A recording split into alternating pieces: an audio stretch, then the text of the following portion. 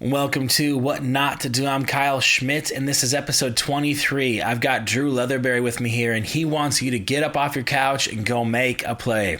Well, Drew's made a few plays himself. He's ran 6 marathons. He started 4 businesses and on his most successful one yet, which is in the business of saving America. Curious? Well, you should be. Hold tight. We'll be right back.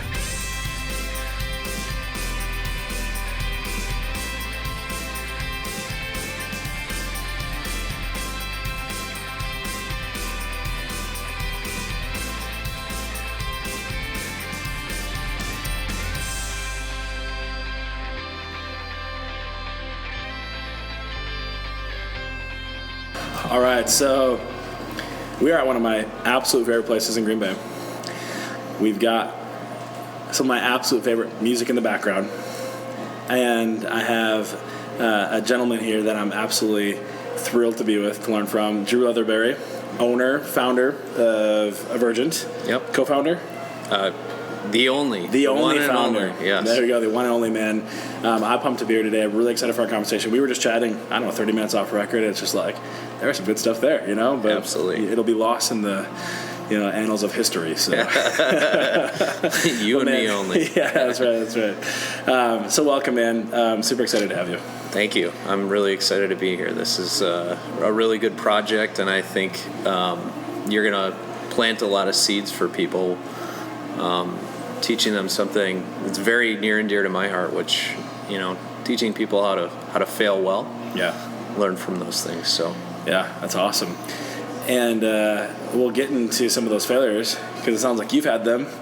Yeah. And which is good. A little bit more about Drew, but he'll fill in the blanks. So, this is not your first company that you started, right? So is it your fourth? Am I right on that? It is. Yeah, it is my fourth. That's awesome. Have they all been in the healthcare space? No, actually, okay. One was in the technology space, one was in hospitality, marketing, advertising, and then 2 insurance agencies. Awesome. Yeah.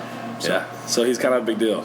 Well, people know him, right? Yeah. Made it for all the wrong reasons, right? Yeah. Yes. I've learned the wrong things to do. That's awesome, man. And I was being a bit ambiguous before, so we're at Prohibition on Broadway in Green Bay. It's an awesome cigar lounge. Yeah, love it. I'm a bit of a novice myself, but I try to make it down here, maybe like once a week or so. It's a quiet place to come and hammer out some work and crank out some emails and smoke something good. So it's a partial office for you. Yeah, I tried to. Maybe I can rent it off or something. I don't know. Oh yeah, well, maybe I need to join. Yeah, and they actually we're sitting upstairs, which so they have got a membership here at Prohibition, and this used to be a members only lounge, but they recently transitioned it to more of where they took most of the TVs out, and they have the idea of more of like games and stuff up here, so people can do like more and also like a workspace. So folks that are coming, because there are folks that do that, and sometimes downstairs people are coming in and out, it gets a little.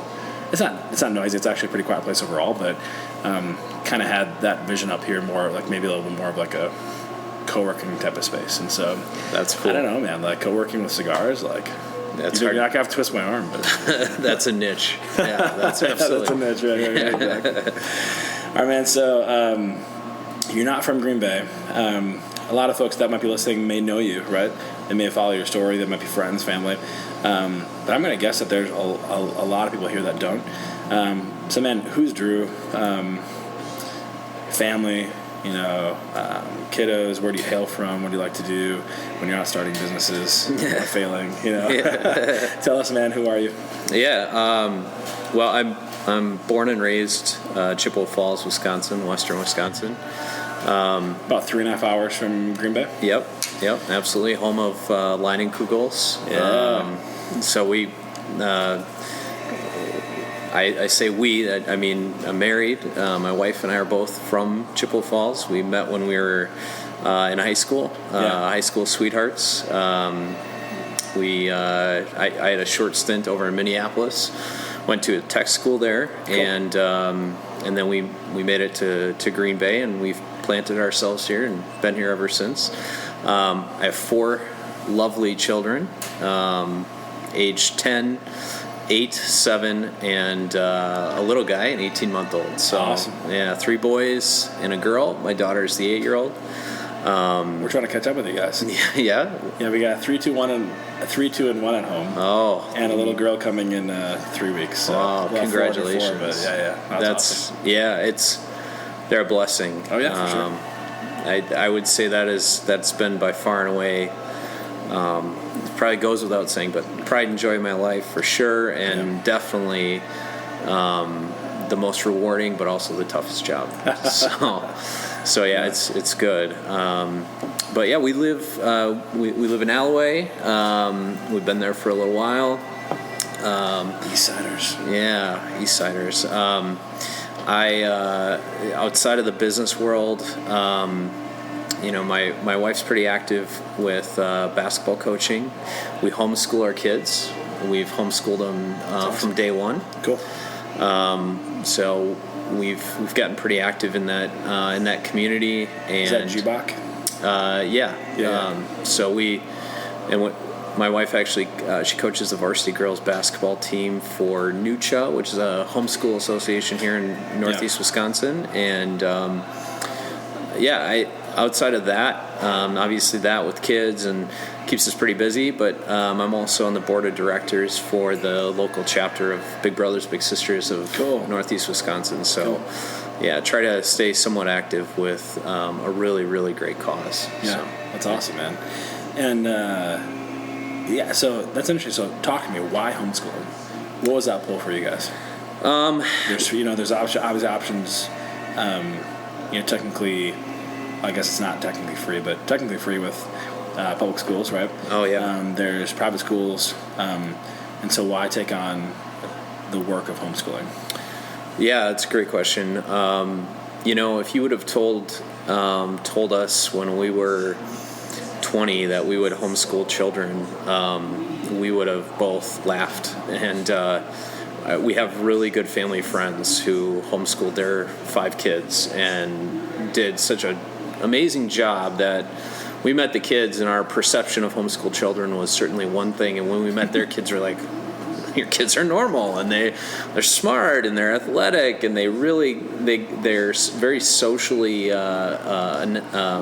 adept. And so we just got to know what they did, and we had 3 kids at home, and my wife just felt like when our oldest turned 5, she's like, I'd like to just take a stab. It's kindergarten. What's so difficult? And it went so well that we kept it going, and then 2 and 3 went through the chute, and there's a community, and there's structure, and we've gotten all the things that we've really wanted, and I think our kids really have gotten the benefit of having one-on-one attention and focus. So I think that's why we initially started it. That's why we've kept going with it. And I'm not a homeschool only type person. Yeah. Believe in public, private school. I think there's a lot of ways to do it. I think parents are the key thing is that parents just are active and involved and really challenging, shaping the character of their kids. Yeah. So we just found it worked for us, and it's been great thus far. We'll see. We have the teenage years coming, so I don't know how that's going to change our viewpoint. Yeah, you're into double digits, which is awesome. That's awesome, man. That's one thing we've talked about is homeschooling. Even with the idea of some things that don't get taught in schools, public or private. Think about entrepreneurship, and cash flow, right? Yeah, that kind of stuff. And I think, and not that it's necessarily not that schools are intentionally wasting time, but I think you do get dead time in schools in between classes and all that kind of stuff to where, and when you kind of piece it all together, maybe. If you had an efficient morning of homeschool, you could be done by noon, and you could gain a couple hours back, and that's okay. Well, what could we do? What's next? And what would we want our son or daughter to learn? Something that they could start to acquire a skill. Right? Maybe we start to teach them about building a website, or they start to look at YouTube videos or different things depending on their age, all that kind of stuff. Things that they might maybe not have had either the capacity or the time to do had they spent a full 8 hours at a location someday. And one thing that we've specifically talked about is wanting to be able to build a business that we can take our kids with us, right? Yeah. And so I can, like my son, who's our oldest, he's 3, but he already knows certain, economic terms, and he knows that dad's going to build a business, and he's going to go, and they love my podcast, they listen to it, that type of stuff. Yeah. And they're excited to be a part of that any way that they can, and if they were, at a public or private school all day long, they just wouldn't have those same kind of opportunities. And so I hope that ends up having a very formative aspect in my kids' life, and helping them see a bigger, helping them to dream big, think big, and outside the box. And we'll see. So I'll report back in 20 years, and we'll let you know how things go. Have you guys kind of thought any of the similar things, or just the flexibility of things? And well, it's interesting you bring that up, because I think our kids have gotten exposed to more of maybe what I do, because they're at home all the time and I'm gone all the time. Not all the time, but I'm gone during the day, right? 23 hours. Yeah. and so like I get a lot of questions when I get home, whereas, and not that it doesn't happen normally, for public private school, but yeah, I just think the kids have really taken a curiosity to like, what is dad doing? And because they're not doing homework at night, like we just have more time to like talk. Yeah. And our kids, they're part of a group that does a weekly like class